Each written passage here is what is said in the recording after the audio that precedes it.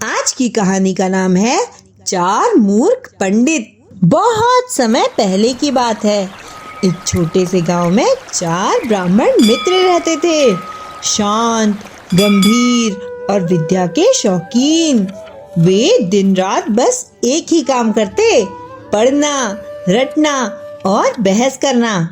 उन्हें लगता कि ज्ञान ही सब कुछ है, लेकिन उन्हें ये नहीं पता था कि ज्ञान की व्यवहारिकता भी जरूरी होती है और उसके बिना ज्ञान अधूरा है। चारों ने तय किया कि वे कन्याकुब्ज जाएंगे, जहाँ देश भर के विद्वान शास्त्र पढ़ने आते हैं। 12 साल तक उन्होंने दिन रात पढ़ाई की। शब्द, सूत्र, श्लोक, व्याकरण, दर्शन सब कुछ रट डाला। 12 साल बाद जब वे लौटे तो उन्हें विश्वास था कि अब हम सबसे बुद्धिमान हैं। लेकिन जब वे अपने गांव की राह पर पहुंचे तो रास्ता दो ओर बटा था। एक मार्ग बाईं ओर और दूसरा दाईं ओर। अब प्रश्न यह उठा, कौन सा रास्ता सही है? चारों खड़े होकर सोचने लगे। किताबें खोली, पन्ने पलटे, पर किसी भी किताब में घर जाने का रास्ता नहीं लिखा था। इतने में सामने से कुछ शव यात्राएं निकल रही थी और उनमें से एक शव यात्रा एक व्यापारी की थी और उसके आगे आगे बहुत से महाजन चल रहे थे। तभी एक पंडित उछल पड़ा और बोला, अरे शास्त्र में लिखा है, महाजनो येन गतः स पंथा, यानी जिस रास्ते से महाजन जाए वही रास्ता सही होता है। और बाकी तीनों ने भी सिर हिला दिया, कहा, सही कह रहे हो भाई। और फिर चारों उस अर्थी के पीछे पीछे शमशान की ओर चल पड़े। शमशान पहुँचे तो सामने एक गधा खड़ा था। उसकी पीठ पर राख जमी हुई थी, आंखें आधी बंद थी। तभी एक पंडित बोला, शास्त्र में लिखा है, राजद्वारे शमशाने च यतिष्ठति स बांधवा, यानी जो राजद्वार या शमशान में खड़ा हो वही अपना भाई होता है। और फिर क्या था, चारों विद्वान उस गधे के गले लगने लगे। कोई उसके पैरों को धोने लगा और कोई उसके गले में फूल माला डालने लगा। और गधा हक्का बक्का रह गया और सोचने लगा, ये पागल कौन है? उतने में उधर से एक ऊंट भागता हुआ निकला। चारों पंडित उसे देखकर चौंक गए और सोचने लगे, ये क्या है?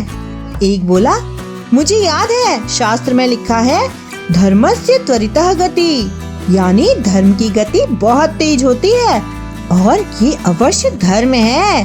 दूसरा बोला, और धर्म का संयोग इष्ट से कराना चाहिए, इष्टम धर्मेण योजयेत। और उनका इष्ट बंधु कौन था? वही गधा। अब बस खींचातानी शुरू हो जाती है। चारों मिलकर ऊंट और गधे को रस्सी से बांधने लगते हैं। ऊंट चिल्ला रहा है, गधा भी रेक रहा है और चारों पंडित बोले जा रहे थे, धर्म और इष्ट का मिलन हो रहा है। इतने में गधे का असली मालिक धोबी वहाँ पहुँच जाता है। उसे देखकर चारों के चेहरे पीले पड़ गए और फिर चारों विद्वान वहाँ से ऐसे भागे मानो यमराज पीछे पड़ा हो। भागते भागते वे एक नदी किनारे पहुँचे। तभी एक पंडित ने देखा, एक पलाश का पत्ता पानी पर तैर रहा है और उसे याद आया, आगमिष्यति यत् पत्रम तदस्मांस तारिष्यति, यानी जो पत्ता तैरता हुआ आएगा वही हमारा उद्धार करेगा। और वो पंडित उद्धार की चाह में उस पत्ते पर लेट गया। लेकिन पत्ता बहुत छोटा था और पत्ता पानी में डूब गया और साथ ही पंडित भी डूबने लगा। अब 3 बचे थे। तभी एक ने कहा, शास्त्र में लिखा है, सर्वनाशे समुत्पन्ने अर्थ त्यजति पंडितः, यानी जब सब कुछ नष्ट हो रहा हो तो आधा बचा लो। और उसने सचमुच ऐसा किया। डूबते हुए साथी की शिखा पकड़ी और सिर काट दिया। लो, आधा तो बचा लिया और बाकी देह पानी में बह गई। अब 3 पंडित गांव पहुँचे। गांव वालों ने उनका बहुत सत्कार किया। उनको भोजन परोसा गया। एक को सेमिया, दूसरे को रोटियां और तीसरे को पराठे। पहले ने देखा प्लेट में सेमिया थी, ये तो बहुत लंबी है।